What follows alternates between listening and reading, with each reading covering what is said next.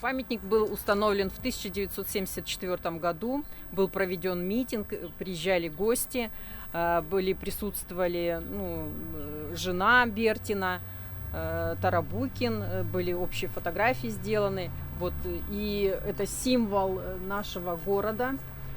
Здесь изображен наш первооткрыватель Бертин Тарабукин, держит в руках рога лося, на котором установлен вот такой шар, обозначающий золото.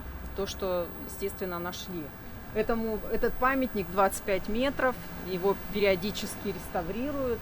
И в центре это наш символ, наш такой знаменитый памятник. А кто автор?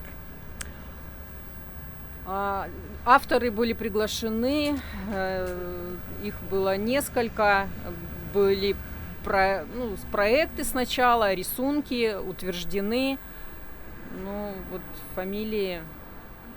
Сейчас я не знаю. Это к 50-летию, по-моему. Да, да. К 50-летию было открытие. Бетон, металл,